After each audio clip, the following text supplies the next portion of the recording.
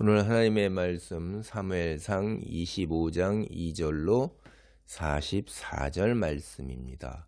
원수 갚음은 여호와께. 제목으로 하나님께서 주시는 말씀을 봅니다.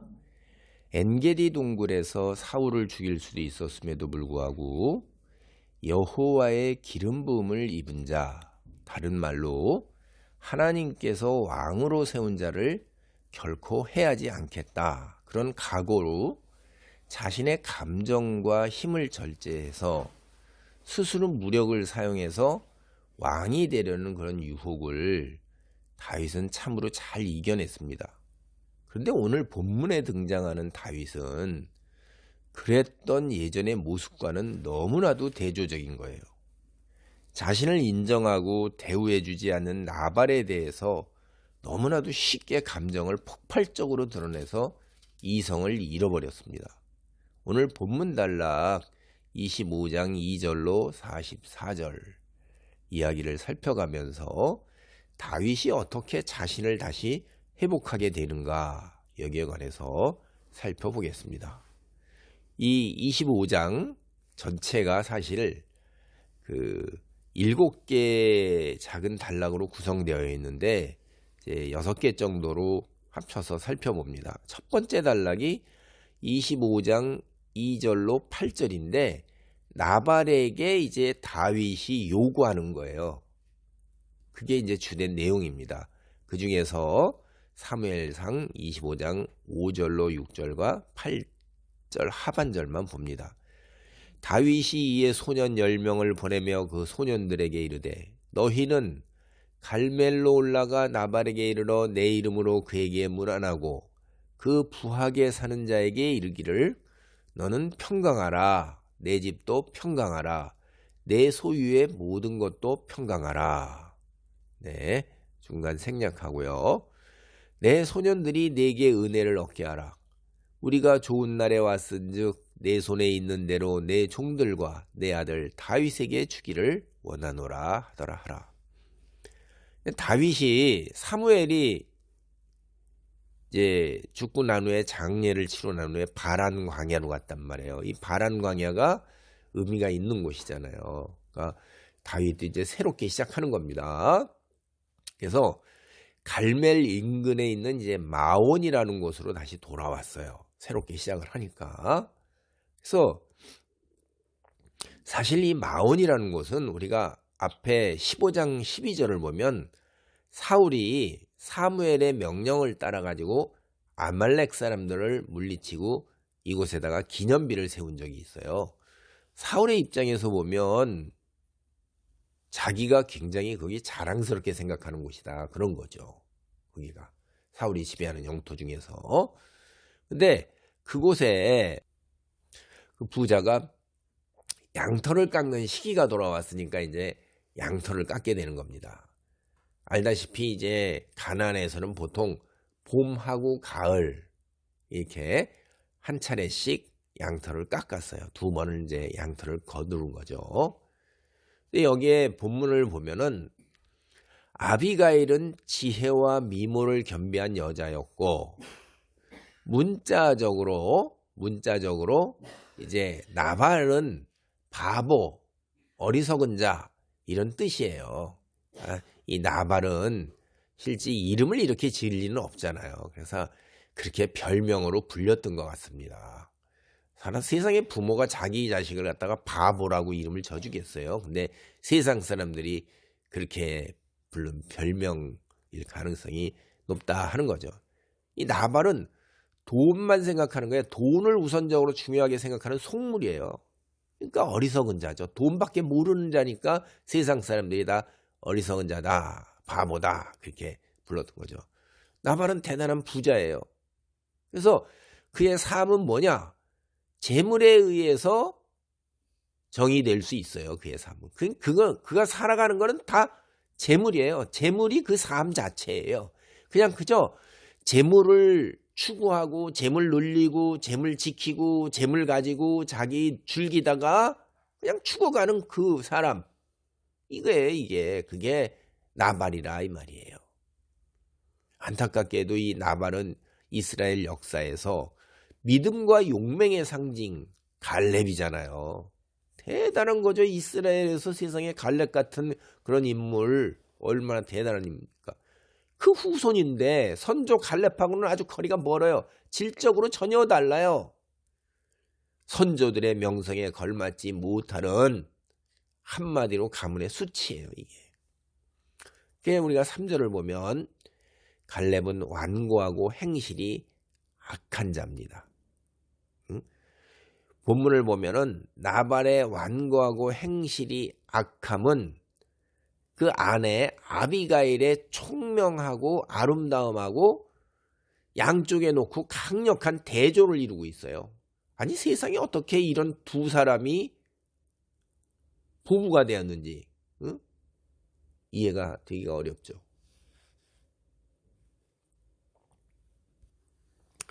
세상에 우리가 다 이해하지 못한 일도 있어요. 이렇게 뭐 여러분 상상대로 나름대로 상상을 하시면 되겠지만은 바보 같은 아비가일 재물, 부자, 탐욕, 한쪽은 총명하고 아름답고 참 이게 부부라 이 말이에요. 다윗은 나발의 부가 가장 잘 드러나는 시기, 애를 쓴 것에 대해 이제 수확을 거두는 가장 좋은 철, 양털을 깎을 때 나발에게 사람을 보내어서 소위 이제 보호 비용을 요구한 거예요. 요새 말로 보호 비용을 요구한 겁니다. 사실 이렇게 양털을 깎을 때는 적으로부터 가장 공격받기 쉬운 때이기도 해요. 이게.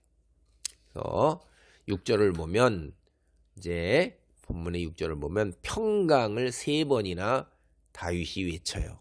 그런데 실질적으로 그 5절로부터 8절의 내용을 보면 협박에 가까운 거예요. 이게 협박에. 내 집안의 평강이 사라질 수도 있다. 이러는 거죠. 그 8절 보면 다윗이 소년들에게 나발에게 가가지고 내 손에 있는 대로 내 종들과 내 아들 다윗에게 주기를 원하노라 라고 전하라고 명령했던 거예요. 양털을 깎는 순간 나발의 손에는 얼마나 많은 양털이 쥐어져 있어요. 그게 다 재산이잖아요. 그게 다윗이 적은 액수가 아닌 큰 액수를 요구한 겁니다. 다윗이 나발에게 보낸 소년이 한 명도 아니라 10명이에요. 10명이 다 가득하게 가져올 수 있을 만큼 큰 거를 요구한 거죠. 지금 이 순간 다윗과 그의 무리는 요새 말로 유목업자 나발을 위협하는 불량배예요. 불량배. 협박하는 거예요. 보호비 뜯는 겁니다. 이거. 기가 막힌 거죠.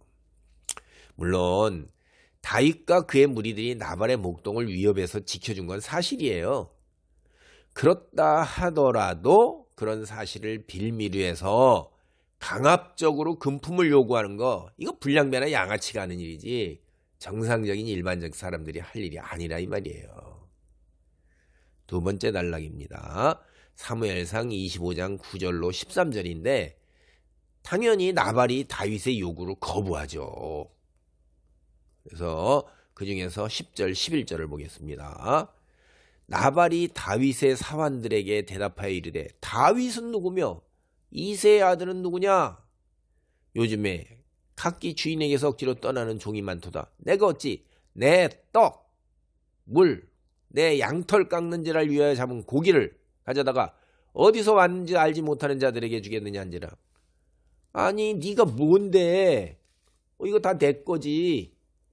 내가 뭔데 너한테 그걸 주어? 한마디로 이런 얘기죠. 네가 뭐냐? 네가 뭐냐? 나하고 무슨 상관이 있냐는 거예요. 참, 매정하게 그냥 탁 잘라서 돌려보낸 거예요.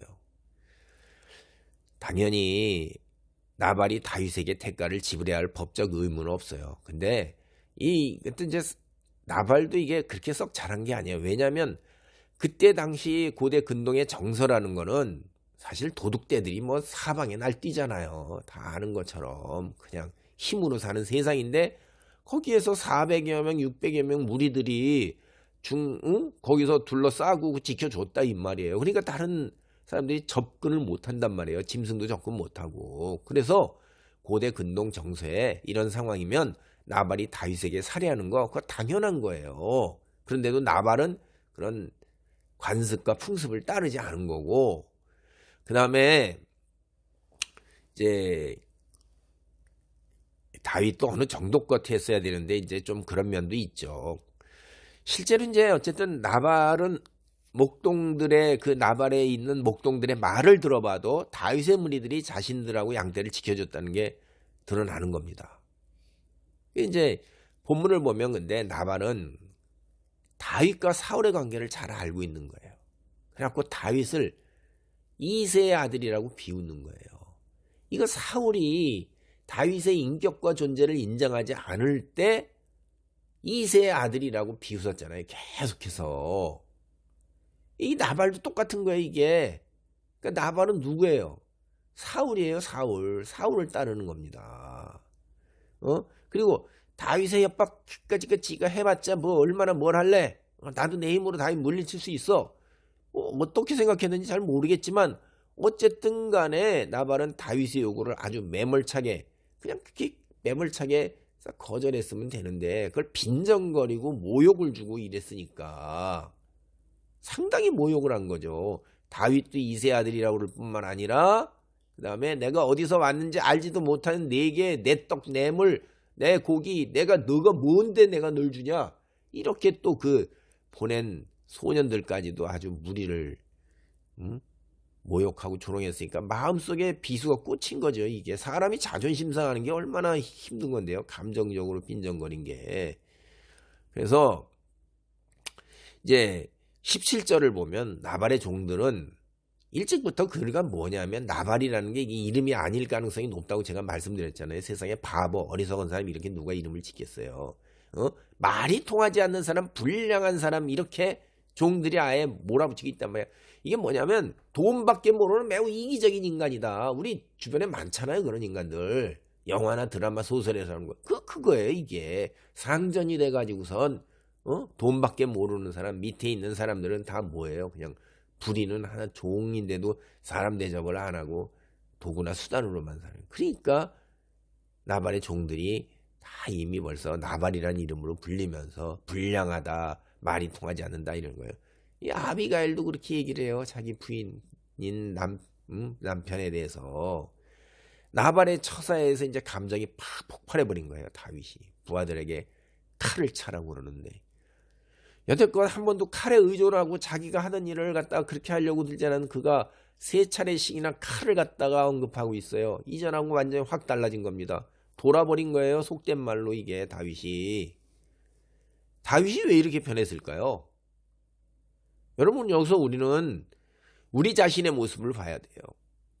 우리는 성화되지 않은 권력의 실체는 어떻게 되는가 하는 것을 눈으로 똑똑하게 보고 있는 거예요. 그러니까 성화되지 않은 권력을 지닌 그것은 결국 폭력으로 간다는 거죠. 아무리 다윗이랄지라도 악한 본성을 지녔기 때문에 사람이잖아요. 어쩔 수 없나 보다 하는 생각이 들 정도로 다윗이 변해버린 겁니다. 지금 여기서 우리는 권력에 대한 이해, 이게 그걸 힘, 무력, 칼 이걸로 퇴보해 있는 다윗을 보게 있는 거예요.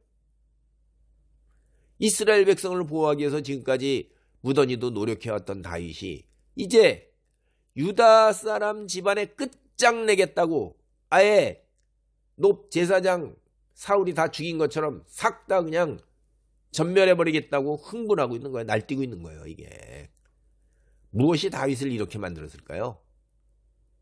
엔게디에서 사울을 살려보낸 하나님께 맡긴 그런 멋진 드라마를 연출한 그가 아마도 그 일이 끝나고 난 다음에 긴장이 풀렸던 것 같습니다. 하나님과 가장 가까워졌다고, 그래서 하나님의 뜻에 가장 순종해서 정말로 있을 수 없는 일을 이루어낸 그때 바로 그때 그 다음 순간에 사탄이 우리에게 비수를 꼬일 수 있는 거예요. 가장 높은 자리에서 하나님과 가장 가까워졌다고 느낀 바로 그 다음 순간이 무서운 것입니다. 인간에게. 긴장이 풀어지면서 교만함 속에서 사탄의 비수가 곧바로 들어올 수 있는 거예요. 이게 여기에 그런 모습으로밖에 해석이 안 되는 거예요. 사울을 죽이지 않고 돌려보내면서 인생에서 가장 최고의 영적 승리를 거둔 다윗이 바로 그 다음 이어지는 순간에 힘없이 망가지는 모습을 우리가 보고 있는 것입니다. 그리스도인으로 헌신하고 충성하다 보면 우리도 자신도 모르는 사이에 이런 일을 겪을 수 있어요. 교회 공동체 안에서 누군가는 지도자의 위치에서 결정을 내리고 다른 사람을 이끌어야 하는 자리에 있어야 해요. 자칫하면 오늘 다윗과 같은 그런 모습을 보일 수도 있다는 거예요. 그러니까 어떻게 해야 돼요? 항상 자신을 경계하고 주위에 돕는 이들의 충언과 직언과 그 쓴 말, 이걸 열린 마음으로 그대로 받아들여야 돼요. 그러지 못하면 자칫하다가는 일은 일대로 하고 망할 수 있어요. 만에 하나 자칫하여 순간에 단 한 번 감정 추스리지 못하면 그 오랜 세월 평소에 일궈온 모든 선행이 한순간에 그냥 다 무너져 내리는 거예요. 그리고 불행한 일이 발생하는 겁니다. 그러지 않기 위해서 우리는 살피고 또 살피고 또 살펴야 되는 거예요. 세 번째 단락은 사무엘상 25장 14절로 22절입니다. 이제 나발의 아내 아비가일의 반응이 여기에는 주된 내용이에요. 14절로부터 17절을 보겠습니다. 하인들 가운데 하나가 나발의 아내 아비가일에게 말하여 이르되 다윗이 우리 주인에게 문하나로 광야에서 전령들을 보냈거늘 주인이 그들을 모욕하였나이다. 우리가 들에 있어 그들과 상종할 동안에 그 사람들이 우리를 매우 선대하였으므로 우리가 다치거나 잃은 것이 없었으니 우리가 양을 지키는 동안에 그들이 우리와 함께 있어 밤낮 우리에게 담이 되었음이라. 그런즉 이제 당신은 어떻게 할지를 알아 생각하실지니 이는 다윗이 우리 주인과 주인의 온 집을 해하기로 결정하였음이니이다. 주인은 불량한 사람이라 더불어 말할 수 없나이다 하는지라. 종이 주인은 돈 뺏기 몰라요. 이기적인 사람이에요. 주인하고는 말이 안 돼요. 대화가 안 돼요. 우리 이거 이야기에 다 알잖아요. 전래동화에도 나오고 뭐 드라마에도 나오고 다 나오잖아요. 돈의 화신 뭔 이야기가 됩니까? 돈 뺏기 모르는 사람이. 그러니까 이제 다윗이 나발을 치러 나서는 순간에 나발의 집에서는 이제 일대 소동이 일어난 거예요. 어떤 한 종이 그래도 안주인 아비가일에게 그날 있었던 일을 보고하니까 그러면서 다윗의 이제 후환이 두렵다 이런 거죠. 종은 나발 말도 안 통하는 사람이라 더 얘기가 안 되고 다윗이 당연히 옳고 나발이 잘못한 거다 이건. 당대 정서나 풍습으로도 잘못한 거죠. 종이 봐도 그런 건데. 그러니까 아비가일이 즉시로 남편에게 말도 안 하고 종들에게 지시를 내려가지고서 이제 준비할 수 있는 걸 다 준비하는 거예요. 떡 200덩이, 포도주 2가죽 부대, 요리한 양 5마리, 볶음곡식 5세야, 건포도 100송이, 무화과 뭉치 200개. 그러니까 이게 이런 거를 갖다가 갑작스럽게 있는 대로 다 긁어 모을 수 있다는 것만 봐도 이 집이 꽤 부유하게 잘 살았다는 걸 알 수가 있는 거죠. 이제 다윗은 이제 이를 갈았어요. 그래서 코에서 막 팍팍 뜨거운 김을 내뿜으면서 그냥 감정이 팍 올랐으니까 나발의 집을 향해서 이제 돌진하고 있는 거예요. 그럼 몇 번씩이나 본문을 보면 선을 악으로 갚는 나발의 집안을 몰살시키겠다고 맹세하면서 길을 떠난 겁니다. 속된 말로 머리가 꼭지까지 다 돌아버린 거예요, 이게. 그러니까 이렇게 몇 번씩 이렇게 오르는 거죠. 사람이 이렇습니다, 이게. 아비가일이 이런 다윗을 이제 길에서 만난 거예요. 오늘날도 마찬가지지만 고대 옛날 정서에 아녀자가 남편 허락 없이 외간 남자를 만난다. 이거 정상이 아닙니다, 이거. 그런데 워낙 상황이 급박하잖아요.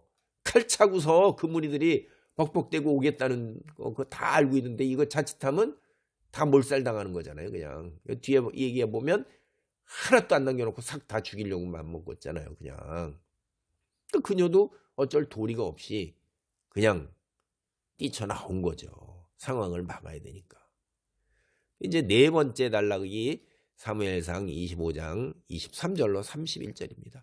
다윗을 향해서 아비가일이 구구절절히 호소하는 내용이에요. 이 내용이. 여기서 26절과 31절만을 보겠습니다. 내 주여 여호와께서 살아계심을 두고 맹세하노니 내 주도 살아계시거니와 내 주의 손으로 피를 흘려 친히 보복하시는 일을 여호와께서 막으셨으니 내 주의 원수들과 내 주를 해하려 하는 자들은 나발과 같이 되기를 원하나이다. 중략하겠습니다. 여호와께서 내 주에 대하여 하신 말씀대로 모든 선을 내 주에게 행하사 내 주를 이스라엘의 지도자로 세우실 때에 내 주께서 무지한 피를 흘리셨다는지 내 주께서 친히 보복하셨다는지 함으로 말미암아 슬퍼하실 것도 없고 내 주의 마음에 걸리는 것도 없으시리니. 이제 종의 이야기를 듣자마자 선물을 있는 대로 다 마련해가지고 종들을 먼저 보낸 거예요. 그리고 자신은 그 뒤를 따르는 겁니다. 아비가일이 이게 지혜가 상당히 있고 꽤 그런 것 같아요. 이 아비가일이 사용한 방법이 여러분 뭔지 금방 떠오르시죠? 창세기. 응? 야곱이 에서를 달려기 위해 그때 어떻게 했어요? 바로 이렇게 했잖아요. 선물을 먼저 보내고 그 뒤를 자기가 따랐잖아요. 이제 다윗과 마주치자 아비가일은 그 즉시 나귀에서 내려가지고 그의 발 앞에 엎드려가지고 말한 거예요.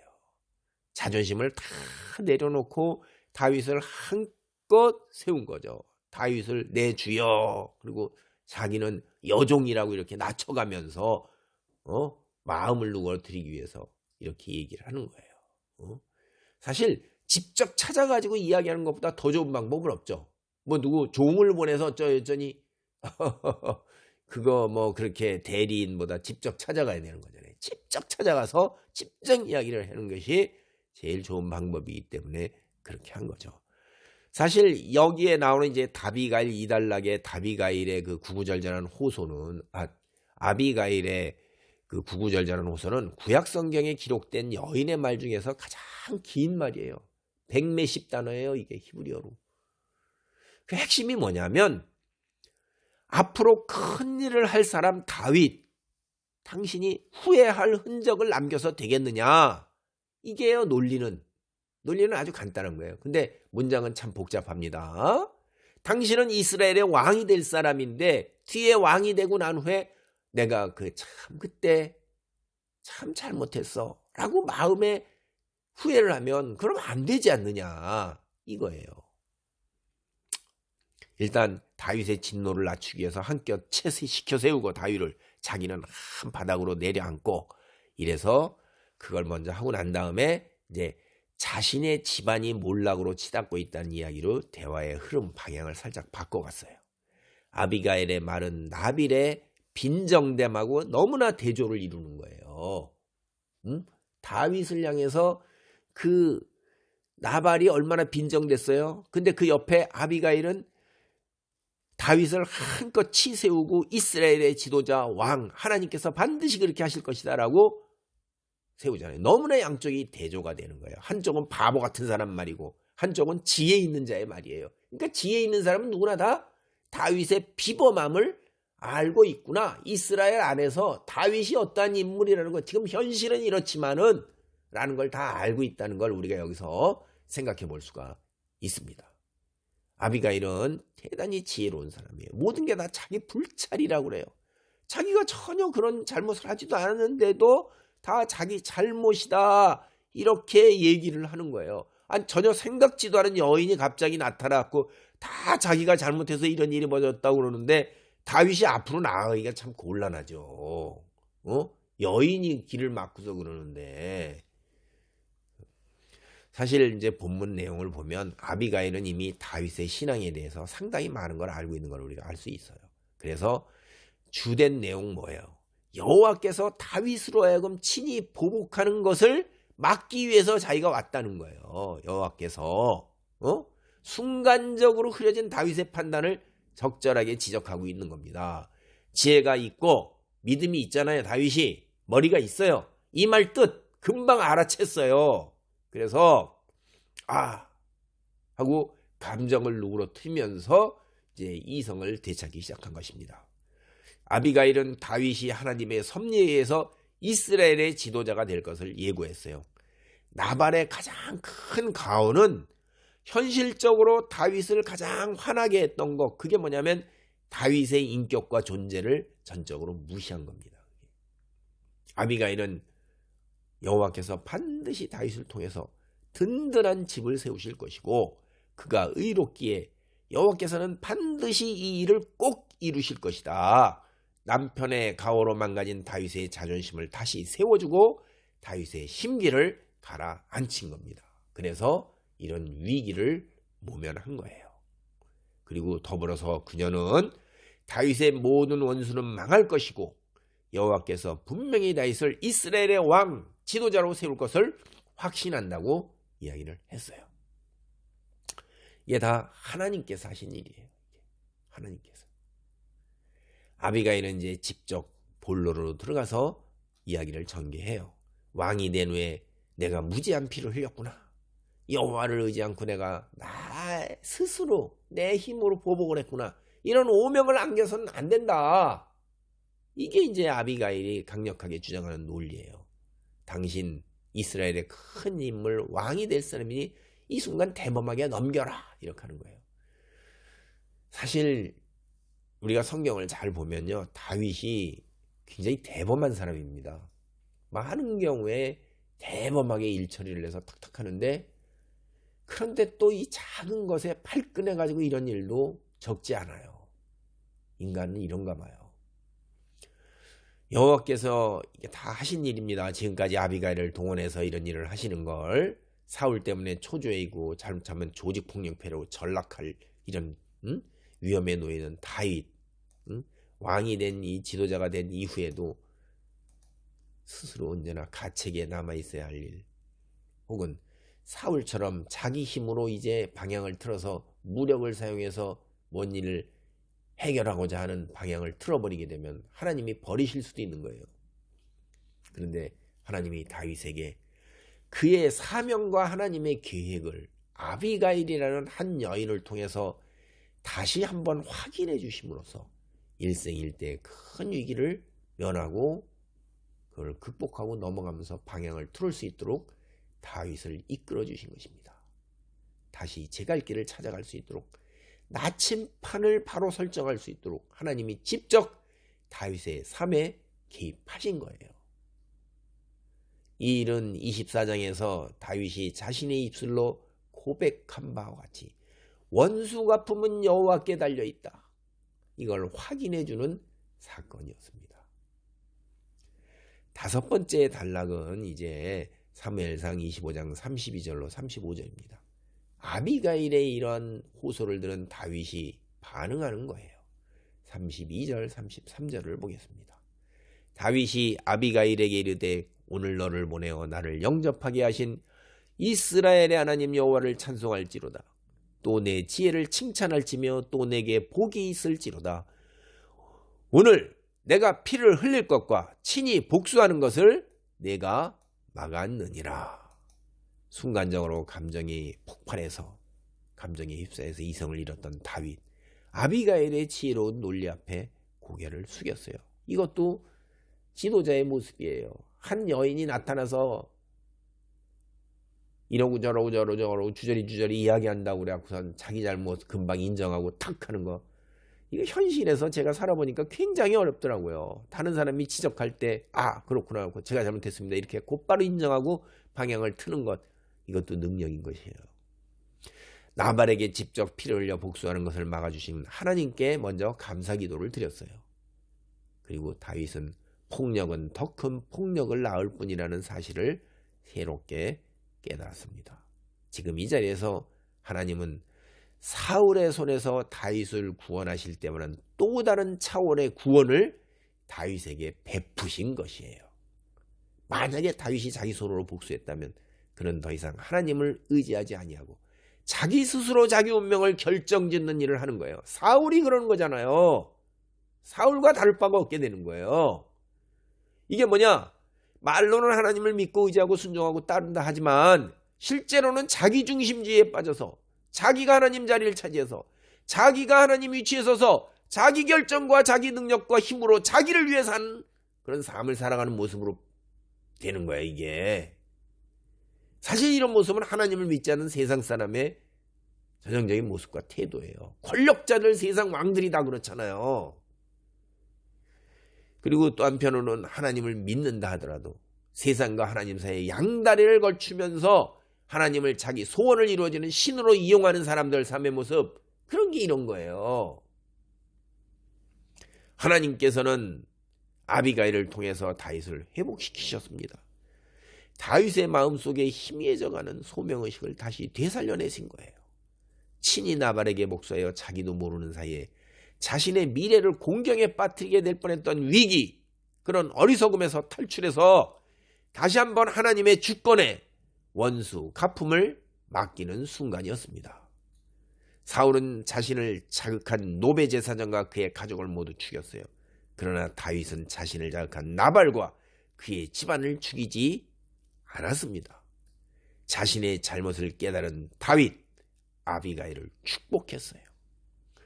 34절을 보면 다윗은 자신이 아비가일을 만나지 않았다면 어떤 일이 일어났을 것이라는 것을 다시 한번 확인하고 아비가일에게 평안을 빌어주며 집으로 돌려보냈습니다.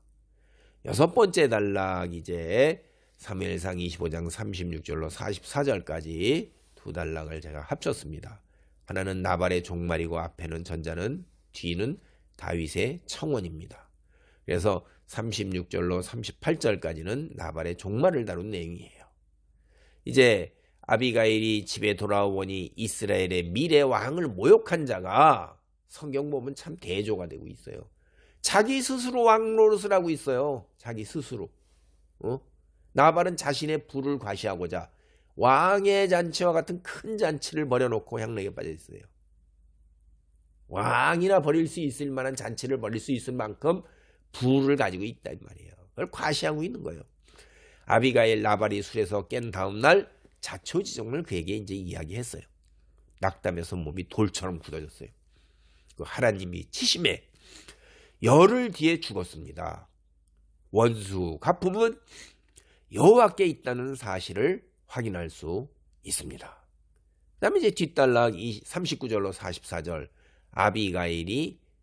아비가일에게 이제 다윗이 청혼을 하는 이야기입니다. 나발이 죽었다는 소식 다윗에게 전해지자 다윗은 자신을 대신해서 나발을 처치해 주신 여호와께 감사를 드린 후에 지체하지 않고 아비가일에게 청혼을 했습니다. 아비가일이 굉장히 인상이 깊었던 것 같아요. 용모와 지혜에 큰 감명, 그리고 자신이 자칫해서 잘못된 길로 갈 것을 막아준 그것에 대한 인상이 너무나도 깊었기에 곧바로 청혼을 했던 것 같습니다. 오늘 말씀을 정리합니다. 다윗과 마찬가지로 세상을 살다 보면 우리가 무시하고 모욕을 당할 수 있어요. 그래서 마음이 원통할 수 있어요. 그때 우리 생각에 눈앞에서 저 원수가 거꾸러지기를 바랄 수도 있고, 때로 내 손으로 직접 원수를 처단하고 싶은 생각이 들 수 있습니다. 폭력은 폭력을, 복수는 복수를 낳기 마련인 거예요. 우리를 지극히 사랑하시는 하나님은 복수를 통해 하나님의 백성의 심령이 피폐해지고 더러워지는 것을 막습니다.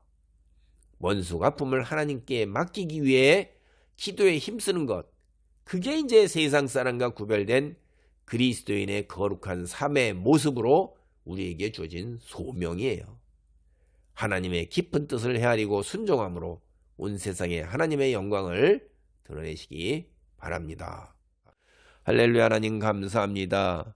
신앙의 절정에 올라갔던 그 순간 바로 이어져 사탄의 피수 같은 아버지 하나님이여, 그 괴계로 다윗이 거꾸러질 위기에 처한 것을 하나님의 놀라운 은혜로, 개입으로 회복되는 것을 봅니다.